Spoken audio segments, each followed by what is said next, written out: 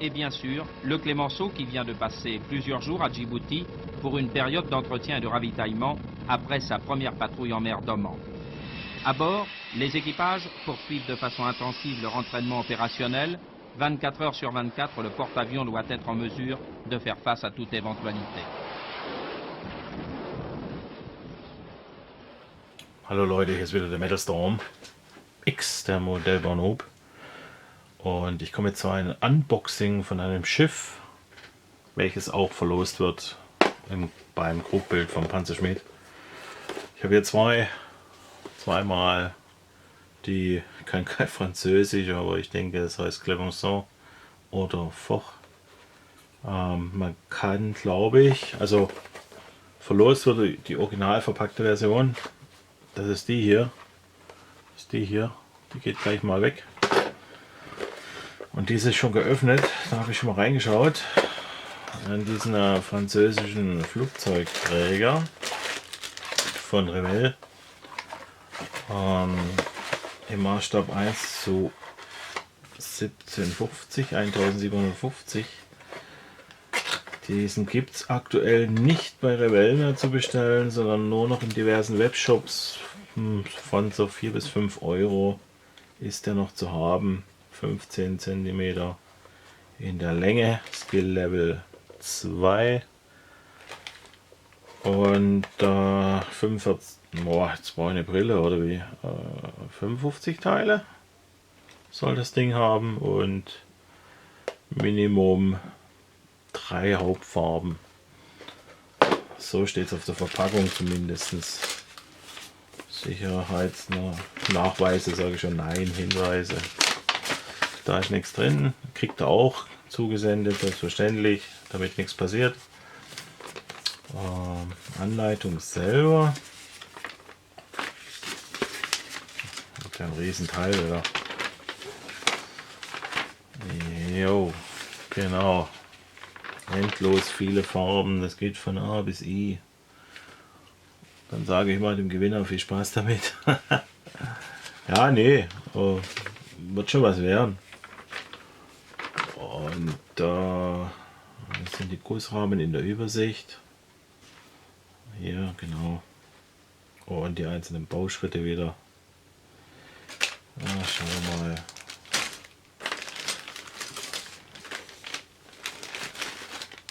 Die Gussrahmen an oder die Teile. So.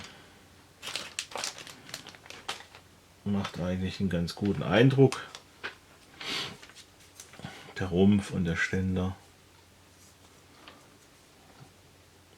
Denke ich mal, da gibt es keine böse Überraschung. Dann kommt das Schiffsdeck. Ja, man sieht, das wird schon nicht so groß, die Geschichte. Und hier kommen dann schon die Einzelteile. Da sind sicherlich kleine Finger von Vorteil. Viel Geduld und Nerven. Am besten eine Pinzette vielleicht noch. Ja, genau. Was soll man denn dazu noch groß sagen zum Unboxing? Eigentlich nicht mehr so viel, meiner Meinung nach. Weil ich das Zoomen noch nicht so richtig beherrsche, so wie andere, sagen wir mal, Videokünstler.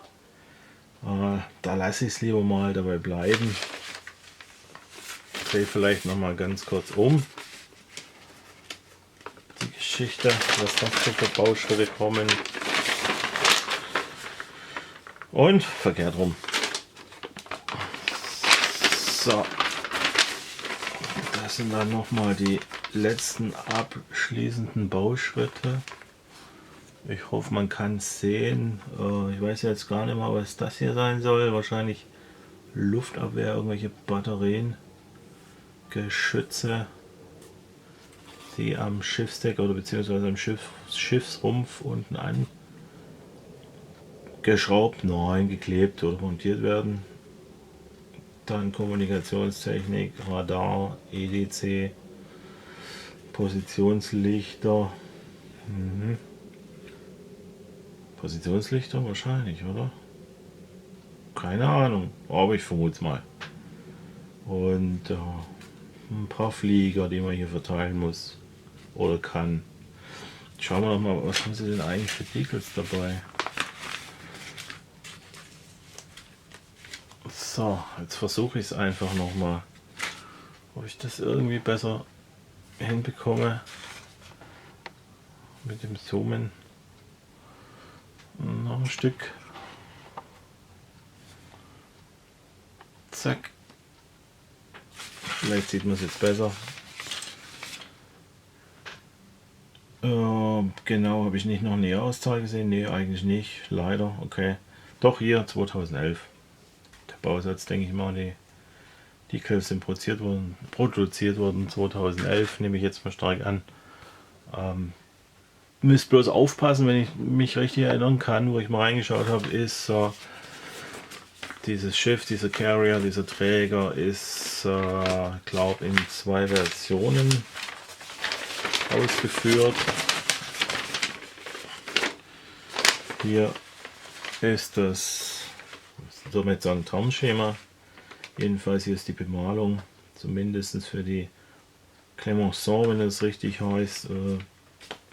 Clemenceau R98 oder ihr baut die Foch R99 der French Navy, der französischen Marine von 1978. Könnt ihr euch aussuchen, die Unterschiede sind nicht gravierend. Bei den Decals ist es, glaube ich, die Ziffer hier am, das ist jetzt Kommandoturm. Mein Gott, man hätte vielleicht vorher sich mal schlau machen sollen. Da ist so ein Unterschied und ich glaube, on Deck müsste vielleicht auch noch was sein, aber sieht nicht so aus, dass hier so wie bei den Amerikanern auf dem Flugzeugdeck noch irgendeine Nummer ist. Scheinbar nur hier oben. Ach so, hier hinten dann noch wahrscheinlich entweder ein F oder ein U. Ein U für F für Foch, kann ich mir vorstellen. Ein U.